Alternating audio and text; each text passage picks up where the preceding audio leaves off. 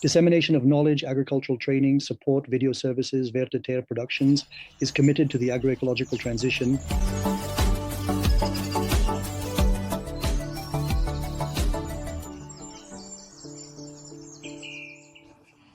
Since we hear a lot that if there are trees, it means there is maintenance. If we do agroforestry, it means it's a big commitment. It's true that it doesn't happen on its own, but I deliberately take a slightly contrary stance. And to remind that nature is well designed and that through its autonomous functioning, it allows us many things in the agrosystem. So obviously I won't be exhaustive on the subject, but I tried to recall certain things that have been said, and starting from this somewhat ambitious stance, which is that, as you said, Aling, the best economy is when we do nothing. At least we don't spend. We are going to talk about agroforestry. The category of agroforestry, to be clear, there is field agroforestry, in quotes, meaning agroforestry of plant productions. We will include market gardening, we will include vineyards, we will include everything that is plant related, to distinguish from pasture agroforestry. And there, pasture agroforestry, of course, corresponds to all types of livestock, whatever they may be, not necessarily this landscape of pastures for cattle, but also, as we saw with Felipe. And then a third form of agroforestry, which is mixed, which is integrated, is the agroforestry, where these spaces and these systems have a dual purpose, a dual production. We saw it earlier with the orchard garden. We also talked about meadow orchard, meaning there we are no longer in assistance or support, but rather in co-production. It is really the dual production, the main co-production of the system. For example, here, it's a wood pasture. We produce both wood and leaves and grass. It's a grazing area. The orchard garden, which we saw earlier, is that it's both fruits and traditional vegetable gardening. It's an important distinction because sometimes we mix everything up a bit. And it's crucial to see how things can work in plant production, to distinguish it from animal production. Sometimes it can also be mixed. There can be animals that come onto cultivation areas, but you really need to have these two things regarding this mixed agroforestry, which mainly concerns livestock. Silvopastoralism, which is a somewhat exaggerated case, often mistakenly referred to as foraging. But indeed, sometimes animals are in areas where, or the production of fodder, whether it be linneous or grass, is zero. No phytosanitary products, no irrigation, no sowing, everything is free. And that, for me, I think is a direction to take. Nature operates on its own and we can profit from it for free. So what is agroforestry? Here are a few more definitions. If we look at the classic geometry from an aerial view, points, lines, surfaces of all shapes, we will not discuss agroforestry under forest cover in the undergrowth as it exists in all the latitudes. And then, as you can see, the possibility of having all these forms, whether on the edges or within the plots. In other words, clusters, isolated trees, groves, alignments, hedges, whether inside or outside the plots. And then when we talk about trees, we will talk about trees of all generations, of course, young ones, old ones, sick ones too, because trees have the ability to be both alive and dead. And of course, dead trees that are too often overlooked are part of this agroforestry cycle that goes from birth to death in a continuous loop, of course. So quickly, we won't dwell on everything that is positive, but we can see all that can be contained in terms of vines, molds, imagining all the microorganisms that can live in this space, with the tree as the main driver, and with all these things that can combine in a more or less vague and porous way. The full, the empty, the dry, the wet, the light, the dark, the light, of course. That's the management of the tree, the old, the young, as I said, the dead, the living, etc. And then with all the possible combinations that we humans can manage and direct. That's an important notion. Because indeed nature operates on its own, but we domesticate it. Sometimes we even cultivate it. That's actually the very purpose of our history. And sometimes we even construct the landscape and its functioning. Do not forget the role of the wild in this dimension And here I incorporate the dimension of landscape into our economic approach. And often this idea of semi-natural or agro-natural, which turns out to be, as this image somewhat shows, the systems, the agro landscapes that are the richest, the most fertile in any case. We talk about fertility because normally the hand of man, the hand of humans normally allows for the overdevelopment of what nature does. Otherwise, as I was saying, it would only appear as gathering, but the importance of being able to intervene, and most of the environments we know, which produce under very difficult conditions, can produce because humans are involved. And then after that, a whole range of other dialectics between what is permanent and what is not, what is solid and what is not, between what we consider to be precious and what is rather ordinary. And then between the ordinary and the exceptional, we must accept that all this can mix and change our perspective, because what is exceptional today may not be for everyone and might not be tomorrow. And the ordinary of today takes on a different value. When we talk about the economy, the notion of value seems essential to me. And we must try to have in this vision all the entire vocabulary and all the keys to understanding. So when we talk about the living, obviously we will talk about death, but we will especially talk in this looping back, but we will especially talk about adaptation. If we can define one of the main aspects of the living, it is adaptation, and that there is adaptation within an entire context. It also means interaction. We are going to talk about the wild because, as we can see in this landscape, most of the woody plants we see in front of us have never been planted, maybe a few. In any case, they have been chosen, directed, accepted. And this idea of the wild, of an evolution that happens on its own. There you go, wild. That's it. It's this idea of evolution that we don't necessarily have to go against.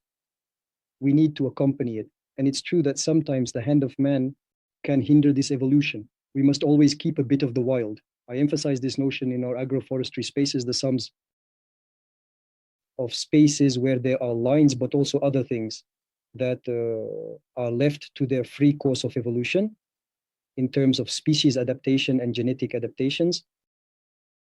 And then a word that is important, the word nature, you see, I distinguish it a lot from the idea of the wild. Nature is this ability to be reborn, nature to be born. It's the same origin, to renew itself continually, perpetually, and to perpetuate life and the wild. So this idea, this vision of an economy of agroforestry and agriculture in general through nature means sustainability, and the idea that it can always function. There you go. And then when we talk about economy, I also suggest you think about this. It's what nature does. And if we must fit into these loops, these cycles and recycles of life, we need to respect its economy. And this economy is several things at once. The term economy means this. It is both managing wealth, it is to promote exchanges, and then, as we said, avoid expenses. That's the first rule. And saving, that is to say, capitalizing. Nature shows us that it does just that. And certainly producing, certainly giving, but also ensuring the capital. And if we focus, yes, on the question of the tree, the plant and the tree in particular, it shows us that it is capable of doing all that. And practicing agroforestry is accepting and conforming to that economy. And then if we can summarize, you were saying, Alain, that I was the culprit with you and others of the genius of the tree. It's the idea that the word genius is very important beyond the metaphor and all the imagery that goes with it, but the legitimate imagery, since genius also means to generate. So here we are with the three geniuses that underpin our life, our agrosystems and our agroforestry. The plant genius, it's this miracle of biomass that with a few microorganisms is much more complex, and seeds. And then all of a sudden it explodes. It has been said it's between the and in open fields. I can't remember the term that was used. It explodes. The genius of the place is the idea that each location, each terroir has its capacity to produce more or less, has its dispositions to do its best, and that we must also accept that, meaning to do as much as possible with the means of the world. And then human genius, which we could call peasant genius, is this ingenuity to do things.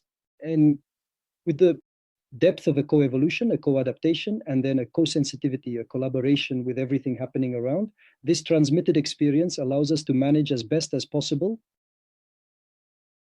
this fertility, because that's what it's all about. The challenge, fertility today and fertility tomorrow. If I may, on this image, I would like you to put back the previous one, Bruno. It's yours. Moreover, Alain, it's another one. Of course, it's mine. I just wanted to remind that here the farmer is both making the fence, he provides protection, he manages thermodynamics, he creates the microclimate. With this mini throne, he fosters biodiversity. And with the mini throne, he produces fodder for his animals. He makes what we call the leaf, he produces fodder.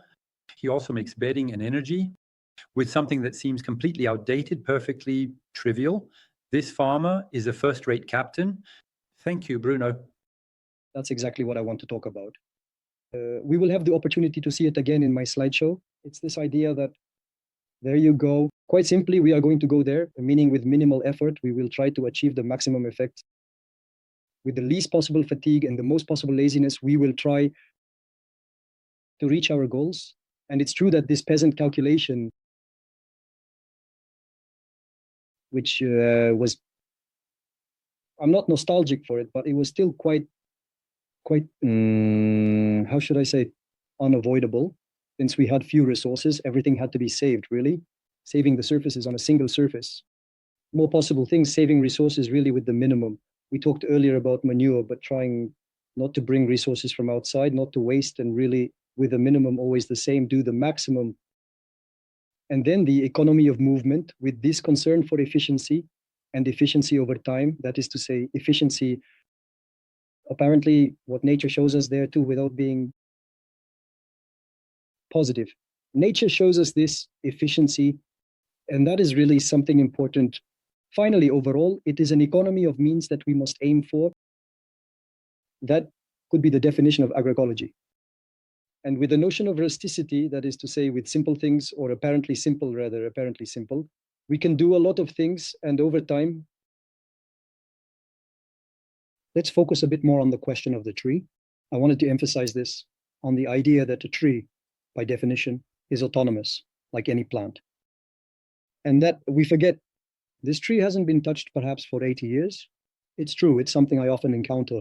I'm told, there's a tree there, it will need maintenance. At my place, that tree, I have trees that have never been touched because they are in the right place and there's no need to disturb them. And then in any case, in terms of assistance with its nourishment and the means it has to produce, we can't do anything. A tree like that is necessarily autonomous. However, in its space occupation, let's say, if it's well placed, we have nothing to criticize.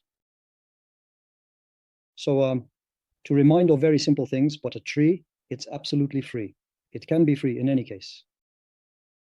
And this development it must be autonomous. So in terms of functioning, now I'm not saying that we can't guide a little and again, we will see, guide the trees a little, shape them at the beginning. Then after a while, if we're smart, we've placed the right tree in the right place. So it costs nothing anymore. We shaped it a bit at the beginning. We won't need to touch it again if we did it correctly. And there you have it. And let's not forget that if we also adhere to these cycles, nature is absolutely renewable and indefinitely renewable.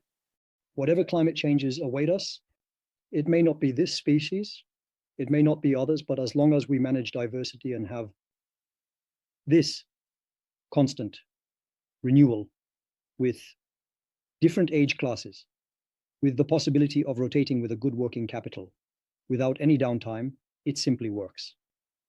It's this legacy that we need to continue to bring back or restore, since unfortunately it has sometimes been. And again, in terms of economy, I see through this tree, that doesn't bother too much. By the roadside, they are quite nice to have left it. So it's true that we know these trees continue to perpetuate life, even if they are dead. Perhaps even they have a much more important role than we think. But the image also shows that instead of spending a lot of time removing this tree, dismantling it, it's not always profitable. Again, this one is not very big.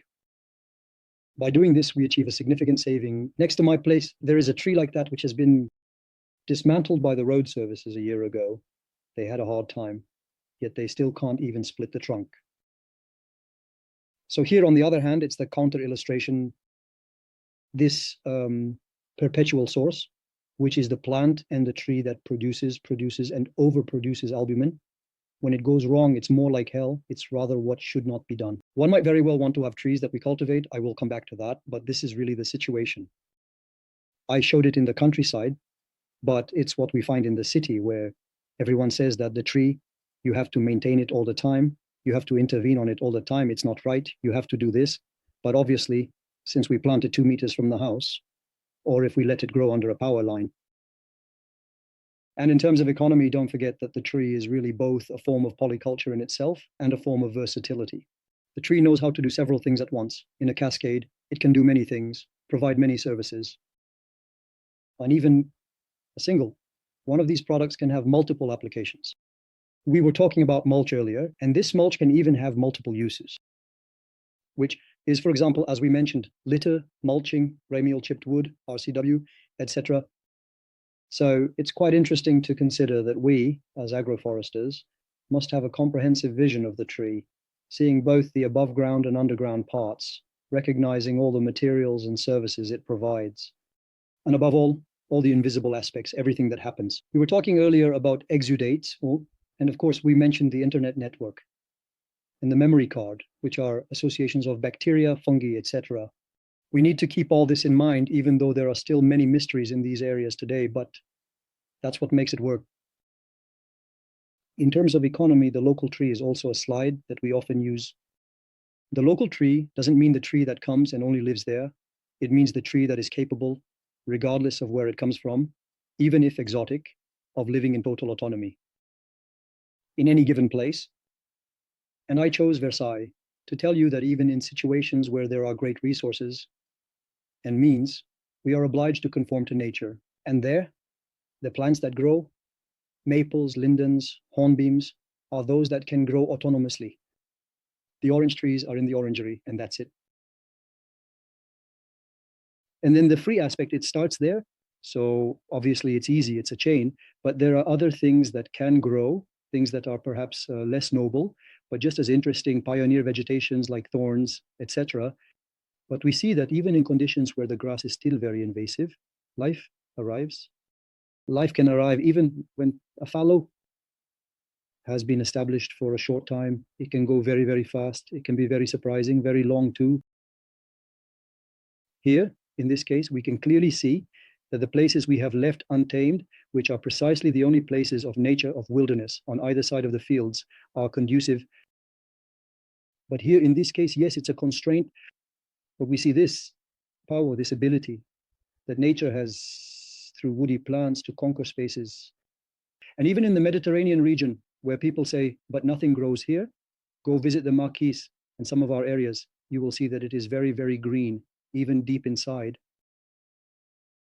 There you have it, natural regeneration. That's the established term, with on the left a big tree that must have grown on its own as well. The one that I see from time to time, it's not very far from my place, will continue to grow in the bramble with everything it needs to protect it. There you go, a seedling taking root. And then, as we can see, this natural regeneration also has the ability to have adapted plants. They are local, so to speak, native, but also this ability to grow very quickly. And above all, to take advantage of this natural mechanism where there is a lot of selection, invisible. The acorn that produced this oak, it's not just a single acorn, it's the result. There are plenty of survivors in the middle, but that's the result there is. It is undoubtedly the sturdiest one. It might be the one best adapted to the harshness of the climate. But there you have it. And once again, it's free. And it's true that whether we are in another operation in the territory, this regeneration, if we let it and if we guide it, of course, it is an assisted natural regeneration. We can truly restart a mechanism of life for free, and we can really change the landscape, because let's not forget, it's our landscape that produces. It's not just the soil, it's not just this or that, it's the whole. And obviously, with the main engine being the fire and the tree. So there you go. I sometimes invite you to practice a bit of non-intervention, non-maintenance, and thus non-cutting. We will quickly return to this slide. There are 25 seconds left. Bruno, 20 seconds.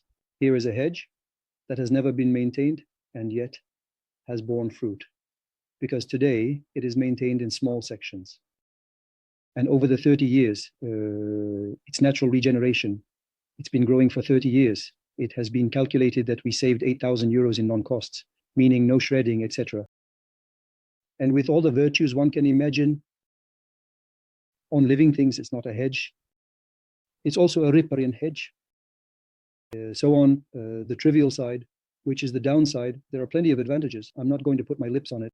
But here, for once, not only are there non-costs, but there are also benefits that are now biomass. In fact, it's going to be used as bedding, but also for the entire territory. And then, of course, natural regeneration, we're not used to that anymore. It's not serious because it's relatively easy anyway, and it's free. We can even go a little like this by tinkering, by putting here too, instead of throwing away or doing anything with the branches, we just have to put them there. We make drags and then we'll make a small hedge, semi-spontaneous. That's what costs a lot. There, I put the pencil. It's to show that there are costs. The non-action, when we don't let it happen, is not good for much. But I still wanted to raise awareness about what it can cost to intervene in this way. And since it can cost to end up with a situation like this, or as you can see, there is a hedge. Quickly to show what, in terms of assessment, planet footprint, what it means to plant. It means harvesting young plants. It means preparing the soil. It means all the behind the scenes of the nursery, all the behind the scenes of maintenance, monitoring, surveillance, protection. So you see, we won't see them, but all these positions. And then finally, when we do regeneration, we monitor a little. We can possibly enrich, plant others afterwards. Here, there are two markers that are useless because they have been retrieved. And then maybe if we need to, we can come according to the needs, prune and shape these plants. There you go. It's the same with, as I was telling you, the idea of a non-cut. And here, there have been a few small segments that have been harvested, meaning not the entire 900 meters, but a few small segments. And already about 200 or 300 cubic meters, 250 cubic meters of wood. We made a net profit of 2,000 euros. That's not nothing after all. While everyone was paid, obviously the external people who came to intervene, and here too, it's bovine litter. And in this case, this residue will go back up in the form of manure. It will bring organic matter back up the hillside, benefiting a farmer. To conclude, that's the economy of the tree. It's all of this. It will interact and have effects in the vast majority of cases on all these levels. A single object, a single living being is capable of improving and enhancing over time the air, the climate, the biomass, the landscape, the water, the soil, the breast. But this is a real economy that we struggle today to fully have recognized by our decision makers. And then even when we're lazy, we can still take advantage of this wealth of nature to thrive because we can still overdevelop and overproduce by enhancing this capability. We need to be a bit more courageous than just letting things happen. But here is a form of laziness that also bears fruit. Thank you.